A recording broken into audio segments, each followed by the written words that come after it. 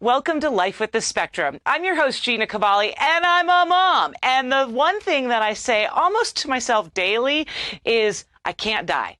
I can't die because what would happen to Lyric? Sure, my husband says the same thing every day. I can't die. What would happen to Lyric? And I started doing some research, and there's people that can help, like Daniel Campen at Estate Planning.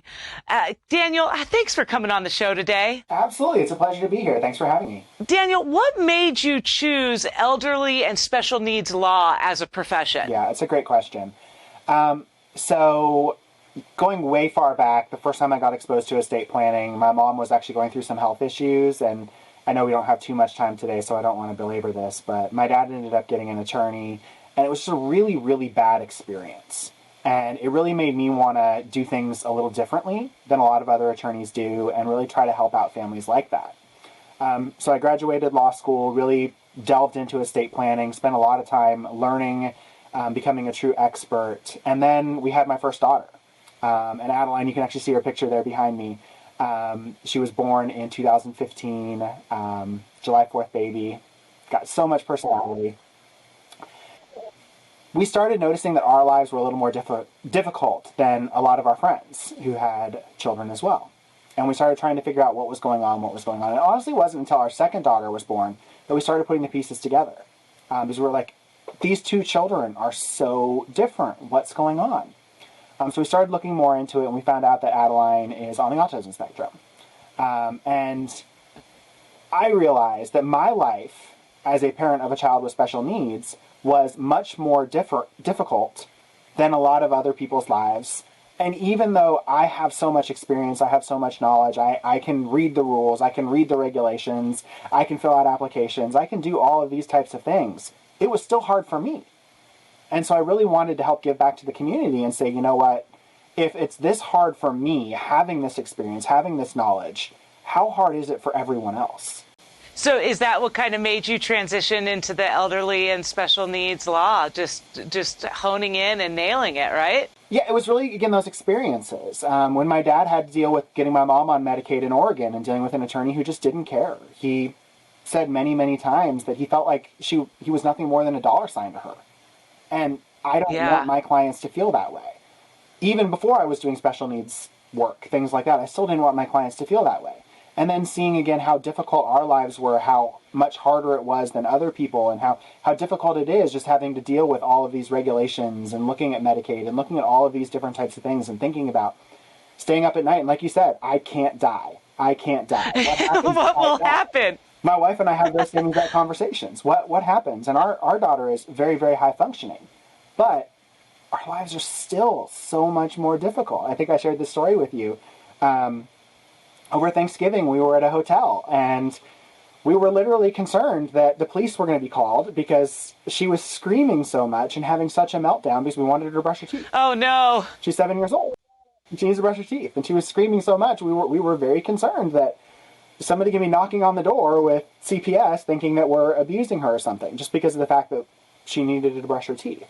And there are so many people who don't have to deal with those types of experiences. They really don't. And every parent, no matter what kind of child you have, really needs to take the time to get their affairs in order. Because when it's your child, the only two things that's certain in life are death and taxes, right? So, and when your time's up, your time's up. So, but for families who have kids and young adults with special needs, pick a disorder or a diagnosis, they really need to plan ahead because there has to be certain things in place for that person's future. Daniel Campen from Campen Estate Planning, stay with me. I have some questions that we need to go through for Medicare, Medicaid, all of that good stuff coming up next. Hi, I'm Lear Gilmore. Thanks to our friends at Welcome back to Life with the Spectrum. I'm your host, Gina Cavalli. Here with me today, attorney Daniel Campen of Campen Estate Planning. And Daniel, I know that we were just talking about having your affairs in order because when it's your time, it's your time.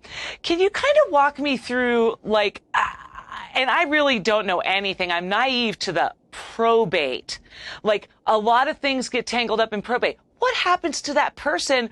Well, everything else is in probate. Yeah, that's a great question. Something that a lot of people don't realize is even if you have a will, you still go through probate. I actually had this conversation with someone on Friday, and he's like, oh, well, I don't have anything that's going to go through probate. And I said, well, do you own a house? And he said, yeah. So, oh, well, then you're going to go through probate because you're a single person who owns a house. There's only two ways to avoid probate, and neither of those are good for a single person who owns a house or for someone who has minor children or things like that. So what ends up happening with probate is someone has to file a petition. You go to court. You go through this process. It's expensive. It's time-consuming. It's public. It's all of these things that aren't really pleasant. I'm a firm believer that there's three types of attorneys in the world. The first says probate is easy in Georgia.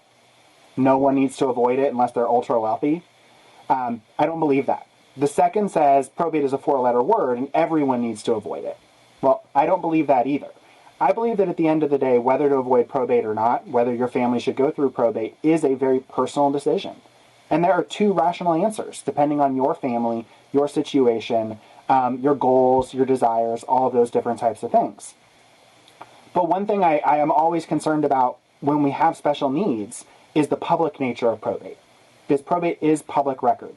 So you can go to georgiaprobaterecords.com right now and pull up the information about anyone who's passed away in the near recent past that you know if a probate was opened. You can get a copy of their will, the names and addresses of their children, ages of children.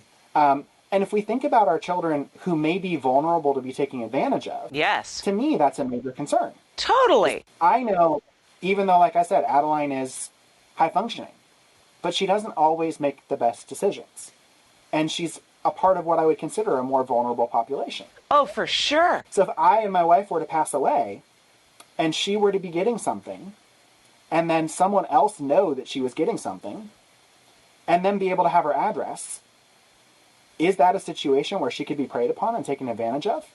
That's certainly a concern. Absolutely, because there's sick people out in the world that would do just that and do just that. But so when, for example, say, for instance, both my husband and I were to meet our untimely death, and Lyric is to go to my mom and dad first, or then another family member. Does that part get caught up in probate, or do the authorities immediately call that, family member, or do they call you? Do they look at the will? I mean, how does that happen? Yeah. What happens when you die? This is actually another really unique thing that a lot of people don't think about. And I want to take it even a step further than what you said, because you said what happens when I die. But I want to ask what happens if you become incapacitated and you don't die. Because to me, that's an even bigger problem. Because you do have your will that says what happens when you die. Right. But again, what a lot of people don't realize is your will doesn't take effect until you die. So if there's that middle ground, and this is a very timely conversation, obviously we know a lot of people had issues and were in hospitals for long periods of time a couple of years ago with COVID and things like that. Well, if I were to be in a car accident, my wife and I were to be in a car accident on a date night, and my girls were with a babysitter, what happens at that point? Well, the legal answer is they're taken into de facto custody because no one has the legal authority to care for a minor child other than their blood relatives. And I don't have any blood relatives who are going to be able to be on site immediately. Right. Yeah, there's family who are 2 hours away. There's families just 45 minutes away, but nobody who could be there immediately. If you've got your next door neighbor who's your mother or something like that, maybe that's not as big of a concern. But I wouldn't want my children taken into de facto custody even for a couple hours. I don't want them put in the system. I don't want them dealing with those types of things. So something that we do for our clients, something that you can do on your own, you don't have to have an attorney for, but something that can be done is you can nominate the individuals that you want to care for your children in the short term. Right. And you can sign a document that's legally binding that says these are the people that I want to care for my kids in the short term. And if you do that and all the right steps are followed, then those people can step in as emergency responders. So for example, in my situation, our next door neighbor is a great family friend. We would absolutely feel comfortable with her being that emergency responder to be with the kids until a family member could arrive. Well, we give her the legal authority to do that. And then if the police ever show up and say, hey, Daniel and Abby were killed in a car accident, Emily can step in with that document and say, I have the legal authority to care for these kids. You're not taking them out of my custody. And the police don't want to take custody. Until a family member can get there, right? Yeah, exactly. Or until the individuals that we've named as the long-term permanent guardians in our will or our trust or whatever step onto the site.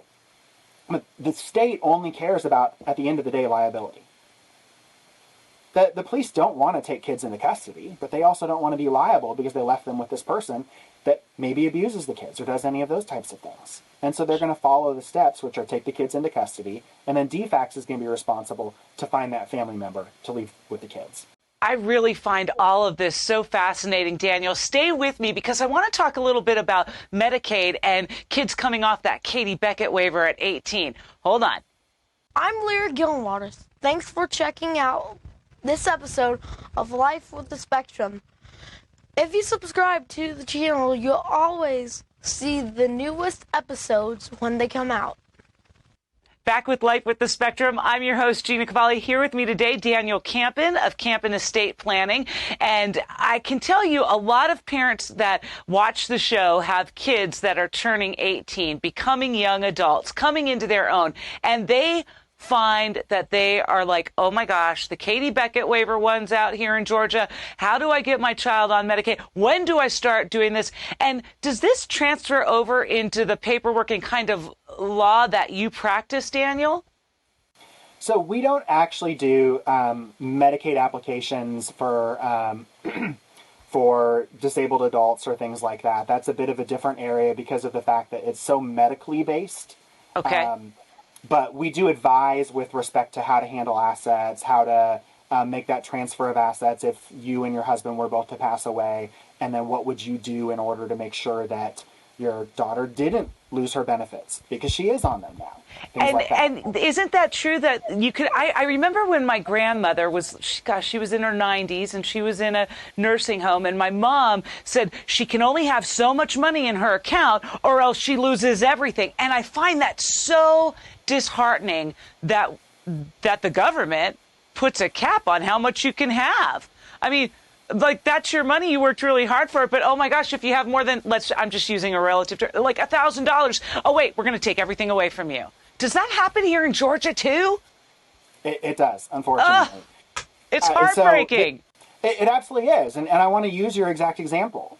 This person has worked so hard for this money and then gets in a situation where, because of the fact that they've had a health issue and they've saved, that they're now no longer eligible for the benefits. Well, let's take another family who didn't save. They worked just as hard, but they spent all their money. They went on trips, they did all the types of things, and so they didn't save anything, and now they need Medicaid. Well, they get it because they don't have anything saved. Why are these two families being treated differently? It doesn't make sense. No, and everybody should have access to care, neurotypical, not typical. It doesn't really matter. Like, everybody deserves that care if they need it. And that's what we pay into. So, I mean, to cap it off, like, you can only have $600, $1,000, $1,200 in your account. It just is, that's really sad, isn't it? It absolutely is. So it's actually $2,000. And where I find this in my practice come up a lot is when a family member passes away and grandma says, I want to take care of my grandchild. I want to be able to make sure that this 18-year-old daughter who has autism or Down syndrome or whatever the condition is has money to be able to live. And goes ahead and leaves a distribution of 25, 50, 100,000, whatever that is. Well, now the child who went through that process of obtaining the benefits loses them because of the fact that they now have more than $2,000. Because grandma wanted to do the right thing, wanted to help support the grandchild, but ended up doing it in the wrong way. Yeah, that's why it's so important to have, if you're close with your family and you can get on each other's accounts and that they're trustworthy like that you have access to money, and that in my mom's, example, she just had everything put in her name and had a very small amount of money left for my grandmother in her account so that she could keep her in the nursing home, and that Medicaid would continue to pay for it. So that's a whole nother show I'm sure we can get into, Daniel. Let me ask you a little bit about estate planning and where parents can go from here, because every parent really does need to think about their affairs because when it's your time, it's your time. So with estate planning, how does that work? Is that more generalized, like, hey, you get the house, you get the car, you get where do we go in that field? Yeah, so estate planning is a very broad term. Estate planning covers a whole host of issues. That can be wills, trusts, powers of attorney, medical directives, HIPAA releases, kids protection, guardianship. All of these different issues that we've talked about today is all lumped into estate planning. When I'm advising clients, I generally don't advise, hey, the car goes to this person, the house goes to this person, things like that, because what if you don't have that anymore? You're creating a situation where you need to update your documents so frequently. And let me be clear, you absolutely need to update your documents throughout the course of your life. I'm a firm believer that you should have a relationship with your attorney, that it shouldn't just be one-off document production. So I work very closely with my clients throughout the course of their life. We meet a number of times every few years, things like that, in order to say, has your life changed? Have your assets changed? Has the law changed? Because I don't expect my clients to be on top of the law and know when the Power of Attorney Act changes or any of those different types of things. That's my responsibility as the attorney. Right. But we look at their assets holistically. And we say, okay, these are the people you want to support. Well, how do we want to do that? Do we want to do that in percentages?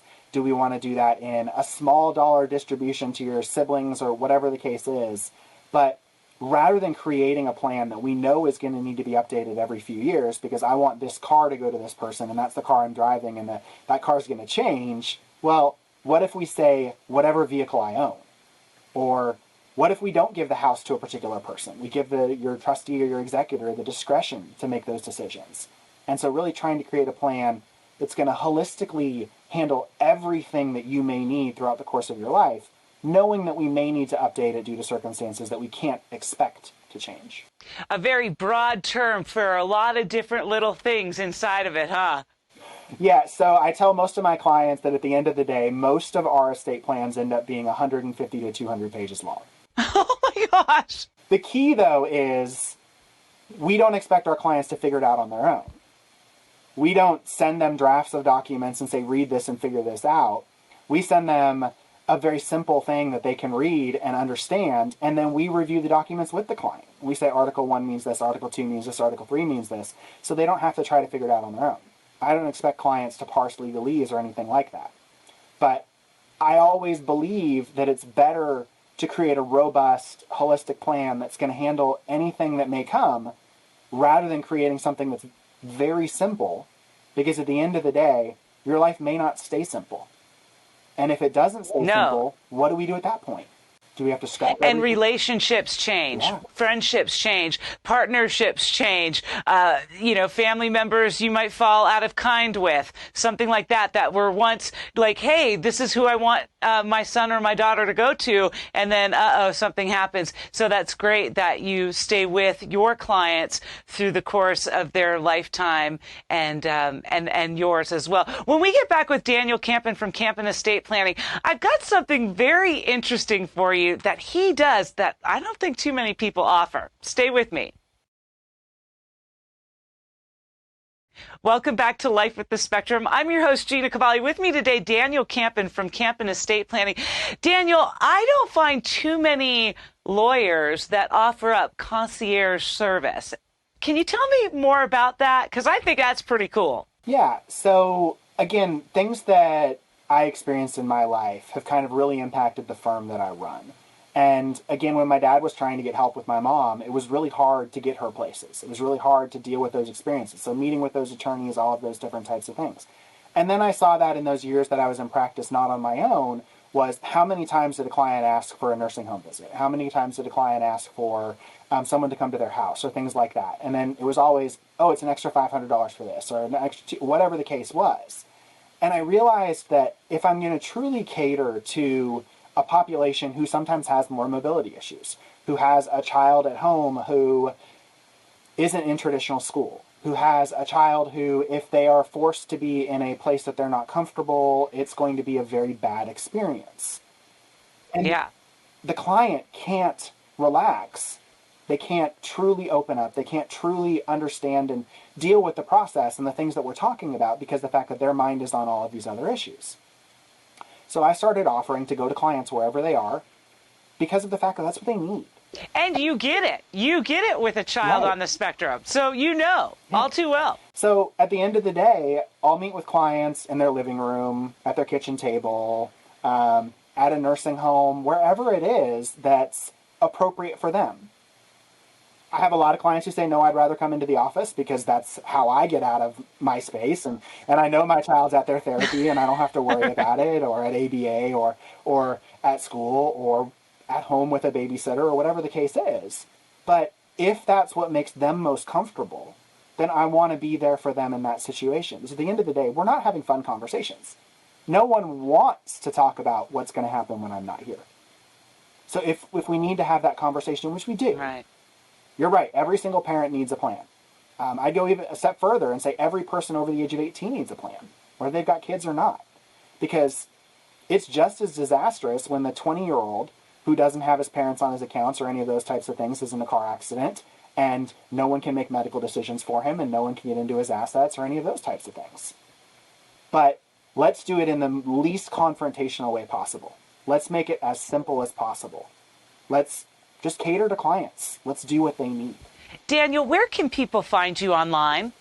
So we can be found on our website, www.campenestateplanning.com.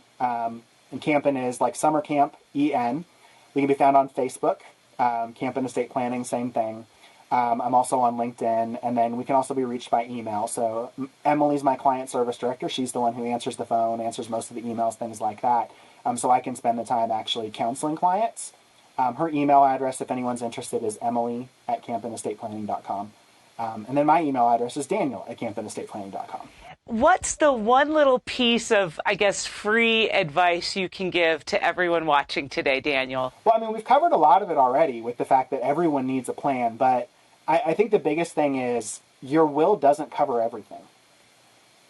I can't tell you the number of situations I've been in where someone had a will but didn't have a power of attorney. And then they end up incapacitated, and no one has the authority to manage their finances. Or they have a will but they don't have a healthcare directive. And now we're got infighting over the family about who's going to make the medical decisions for this person. We've got a will, but we don't have a kids protection plan, and we don't have the short-term guardianship nominations, the long-term guardianship nominations, the exclusions of guardianship saying, I don't want this person to care for my kids. You need more than just a will. You need estate planning, and that's where you can find my great friends here at campenestateplanning.com. Thank you, Daniel, for being on the show today. I really appreciate it. Thanks for having me. Just to piggyback on what Daniel and I were talking about, family dynamics do in fact change, and your life and your child's life continues to change. So you want to make sure that you find a special needs attorney that can walk you through all of the different changing laws that happen every year and stay with you so that if you need to pop by the office and make an amendment that you do. You may fall out of kind with a family member that you once had put on paper as a trusted confidant to take care of your child if something was to happen to you. So it's really important. If you live here in the metro, you can always find him online, campenestateplanning.com. If you're outside the viewing area and you live in a different state, make sure you Google special need estate planning so that you can get your affairs in order. Because as I said, death and taxes. It's only two certain things in life for sure, right? And listen, as we continue to live this crazy journey called life, thank you for stopping in. In 2023, if there is somebody that I need to be speaking with, please send me a DM, comment below, make sure to subscribe to the show and share it with your friends. The more people who know about it, the more people we can connect resources and tools with right here at Life with the Spectrum. Till next time, see ya.